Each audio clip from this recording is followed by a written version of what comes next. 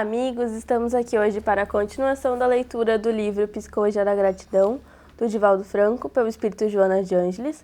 Vamos continuar o capítulo 4, subtítulo 2, Exercício da Gratidão. Todas as conquistas do conhecimento e da experiência de vida resultam do treinamento, do exercício. Quando o self se encontra em desenvolvimento, as emoções ainda se fazem caracterizar pelas heranças do instinto, que se vão modificando lentamente, até alcançar os nobres patamares do amor e da gratidão. Não seja de estranhar que as condutas humanas durante esse processo apresentem-se afetadas pelo egoísmo gerador da ingratidão. O indivíduo atribui-se méritos que não possui, e tudo quanto recebe considera como inconsequência do seu valor. A permanência da sombra dificulta-lhe o discernimento, impondo-lhe situações embaraçosas e mesmo perversas.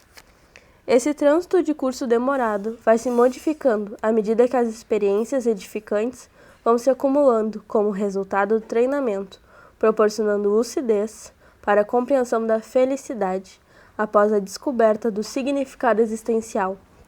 O único sentido, portanto, de ser humano propõe como foco primordial a emoção do amor que será alcançada. No oceano do amor, tudo se confunde em plenitude. Logo, em superação do ego e dos arquétipos perturbadores, a necessidade imediata e inadiável de reservar-se espaço e tempo para o treinamento do perdão, tanto quanto das outras expressões do amor, a fim de se descobrir a alegria que, resultante de qualquer satisfação, seja um efeito do ato de amar. Para que se possa alcançar esse desiderato, torna-se urgente o dever de mergulhar no self, para o encontro com a consciência, a princípio num monólogo e depois num diálogo edificante e iluminativo. Jung estabeleceu 5 etapas no que diz respeito à aquisição da consciência, seu desenvolvimento no rumo da vitória plena. A primeira etapa, que ele denomina como Participation Mystic, diz respeito à conquista de identificação entre a consciência de ser e tudo quando se lhe refere, no entorno da sua existência. Acontece que se torna difícil existir no mundo sem que ocorra esse fenômeno de interdependência entre ele e o que se encontra à sua volta. Nesse sentido, a identificação é muito variada, considerando-se aqueles que, ainda vitimados pelas sensações, permanecem vinculados aos objetos e vivenciam-nos sorrindo ou sofrendo. Alguém se identifica e se apaixona pela casa em que mora, pelo instrumento de arte a que se dedica, pelo automóvel, no outro veículo qualquer, e passa a experimentar os sentimentos de si mesmo, em relação a cada objeto. Outros se vinculam às suas famílias de igual maneira, experimentam sentimentos de introjeção e projeção, além da própria identificação. Na segunda etapa, já se expressa a consciência que distingue o eu e o outro. Ao alcançar esse período em que se pode diferenciar o sujeito do objeto, o self, que se é em relação ao do outro ser, passa a descobrir, a identificar as diversidades de que cada qual se constitui. Nessa fase, ainda permanecem os requisitos fortes da projeção no outro, mas que se vai diluindo e favorecendo a identidade. Na terceira etapa, as projeções transferem-se para símbolos, lições, princípios éticos, facultando a compreensão do abstrato como a realidade de Deus em alguma parte. O conceito vigente desse Deus, quanto punitivo ou compensador, representa a projeção transferida dos pais para algo mais transcendente ou até mesmo mitológico. Na quarta etapa, tem lugar a superação das projeções, mesmo que assinaladas pela transcendência do abstrato e das ideias. Surge então o centro vazio, que poderíamos denominar como o homem moderno em busca da sua alma. O utilitarismo e o interesse imediato tomam conta do indivíduo como substituto das anteriores projeções. Nesse comenos, a predominância do prazer e os desejos de fácil controle, podendo ocorrer, se não se permitem, essas sensações e emoções, a queda em transtornos depressivos. Nesse mundo novo não existe conteúdos psíquicos, fazendo que cada qual se sinta realista.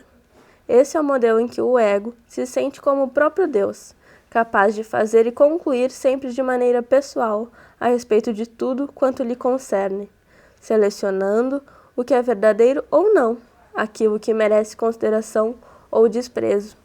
Como qual comportamento egóico, não é difícil cometer equívocos lamentáveis, derivados da autopresunção, dos julgamentos precipitados a respeito dos demais, podendo tornar-se megalomaníaco. Perde-se o anterior controle das convenções sociais em relação aos demais indivíduos e aos padrões de comportamento aceitos e convencionados.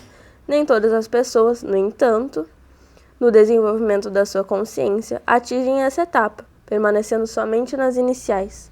Por fim, na quinta etapa, quando se encontra amadurecidos psicologicamente, o indivíduo passa a reintegração da consciência com a inconsciência, descobrindo os próprios limites do ego, alcançando o que poderiam denominar como uma fase de atualidade, conseguindo a função transcendente e o símbolo unificador, livre dos arquétipos em imagem que caracterizam o outro.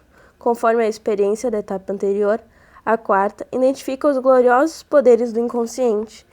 Nessa fase de modernidade ou de atualidade, a consciência identifica a vida psíquica nas projeções, não mais composta dos substratos materiais ou mesmo deles formadas, e sim a realidade de si mesma.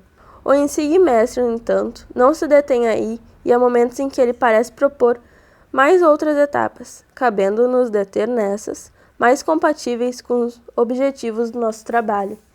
Nessa fase em que a consciência identifica o inconsciente e fundem-se, surgem as aspirações do belo, do ideal, do uno, da individuação. A fim de que seja logrado essa plenitude, o sentimento de gratidão à vida, a todos que contribuíram e contribuem para que o mundo seja melhor e as dificuldades sejam sanadas, que ofereçam a sua ajuda no transcurso do desenvolvimento intelecto-moral, transformam-se num impulso para o estado luminoso, em que não há sombra, nada obstante para culminar nesse desiderato. Faz-se indispensável o treinamento constante, o exercício da gratidão. A princípio, pode mesmo apresentar-se como um ato de dever, o de retribuição, por tudo quanto se desfruta, sem que haja a presença do sentimento por falta de maturidade psicológica interior. O hábito, porém, que se formará, irá estimular o progressimento da valorização de todos os acontecimentos, assim como das pessoas com as quais se convive, alargando a percepção de que esse sentido de fraternidade gentil e retributiva proporciona inefável alegria de viver.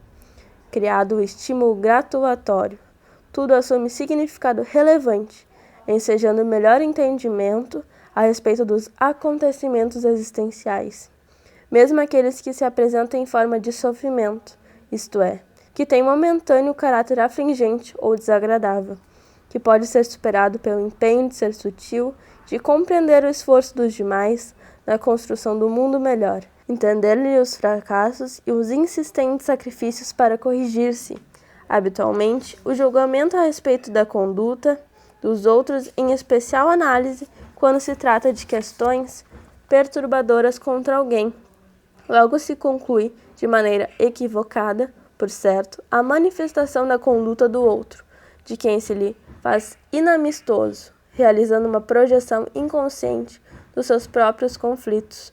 Todos os indivíduos têm dificuldade de vencer as questões perturbadoras, especialmente quando procedem dos atavismos, que se organizaram no passado, por onde jornadearam. A tolerância, que é uma expressão de amizade inicial, facultará entender-se que, não sendo fácil para si mesmo, a mudança para melhor não deve ser de maneira diferente quando se trata de outrem. Tentando-se embora, com erros e acertos, o exercício da gratidão, momento chega em que o ser se enriquece do júbilo de ser gentil e agradecido, não apenas por palavras, mas principalmente por atitudes, tornando a existência agradável e, dessa maneira, ampliando o círculo de bem-estar em sua volta, mudando as paisagens emocionais desorganizadas. A gratidão possui esse maravilhoso mister de transformar o mundo e tornar as pessoas mais belas e mais queridas. Esse foi o final do nosso segundo subtítulo do quarto capítulo. Espero que tenham gostado. Deixem seu like, se inscrevam no canal e muito obrigada!